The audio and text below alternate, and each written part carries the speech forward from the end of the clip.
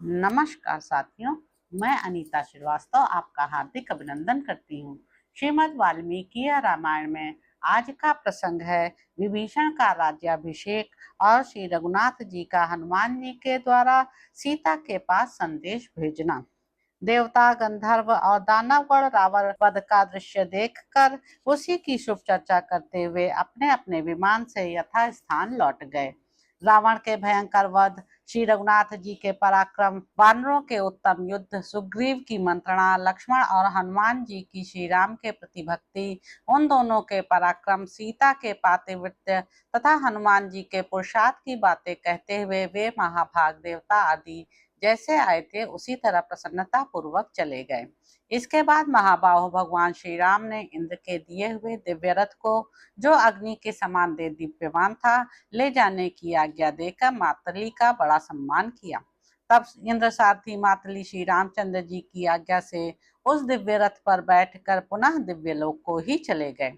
मातली के रथ सहित देवलोक को चले जाने पर रथियों में से श्री राम ने बड़ी प्रसन्नता के साथ सुग्रीव को हृदय से लगा लिया। सुग्रीव का आलिंगन करने के पश्चात जब उन्होंने लक्ष्मण की ओर दृष्टि डाली, तब लक्ष्मण ने उनके चरणों में प्रणाम किया। फिर वानर सैनिकों से सम्मानित हो वे सेना की छावनी पर लौट आए। वहां आकर रघुनाथ जी ने अपने समीप खड़े हुए बल एवं उद्दीप्त तेज से संपन्न सुमित्रा नंदन लक्ष्मण से कहा, सौम्य, अब तुम लंका में जाकर इन विभीषण का राज्याभिषेक करो, क्योंकि ये मेरे प्रेमी, भक्त तथा पहले उपकार करने वाले हैं।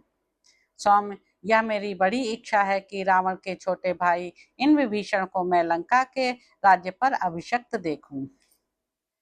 महात्मा श्री रघुनाथ जी के ऐसा कहने पर सुमित्रा कुमार लक्ष्मण को बड़ी प्रसन्नता हुई। उन्होंने बहुत अच्छा कहकर सोने का घड़ा हाथ में लिया और उसे वानर युद्धपतियों के हाथ में देकर उन महान शक्तिशाली तथा मन के समान वेग वाले वानरों को समुद्र का जल ले आने की आज्ञा दी। वे मन के समान वेगशाली श्रेष्ठ वानर तुरंत ही गए और समुद्र से जल लेकर लौट आए। तदंतर लक्ष्मण ने एक घट लेकर उसे उत्तम आसन पर स्थापित कर दिया और उस घट के जल से विभीषण का वेदोक्त विधि के अनुसार लंका के राजपथ पर अभिषेक किया। यह अभिषेक श्री रामचंद्र जी की आज्ञा से हुआ था। उस समय राक्षसों के बीच में सुहृदों से घिरे हुए विभीषण राज सिंहासन पर विराजमान थे। लक्ष्मण के बाद सभी राक्षसों और वानरों ने भी उनका अभिषेक किया। वे अत्यंत प्रसन्न होकर श्री राम की ही स्तुति करने लगे। राक्षस राज विभीषण को लंका के राज्य पर अभिषिक्त देख उनके मंत्री और प्रेमी राक्षस बहुत प्रसन्न हुए। साथ ही लक्ष्मण सहित श्री रघुनाथ जी को भी बड़ी प्रसन्नता हुई। श्री रामचंद्र जी के दिए हुए उस विशाल राज्य को पाकर विभीषण अपनी प्रजा को सांत्वना दे श्री रामचंद्र जी के पास आए। उस समय हर्ष से भरे हुए नगर निवासी निशाचर विभीषण को अर्पित करने के लिए दही, अक्षत, मिठाई, लावा और फूल लाए। दुर्धर्ष पराक्रमी विभीषण ने वे सब मंगलजनक मांगलिक वस्तुएं लेकर श्री राम और लक्ष्मण को भेंट की। श्री रघुनाथ जी ने विभीषण को कृतकार्य एवं सफल मनोरथ देख उनकी प्रसन्नता के लिए ही उन सब मांगलिक वस्तुओं को ले लिया।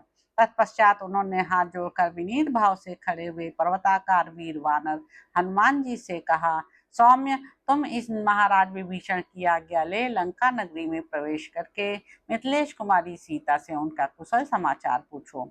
साथ ही उन विदेह राजकुमारी से सुग्रीव और लक्ष्मण सहित मेरा कुशल समाचार निवेदन करो।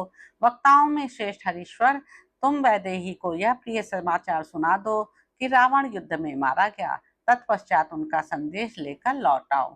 तो इस प्रकार साथियों, युद्ध कांड में निहित 112वां सर्ग यहाँ पर समाप्त होता है।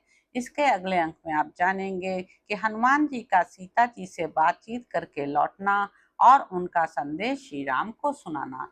तो अब आपसे अगले अंक में मुलाकात होगी। मेरे YouTube चैनल संवाद विद अनीता को लाइक करें, शेयर करें, सब्सक्राइब करें। धन्यवाद साथियों।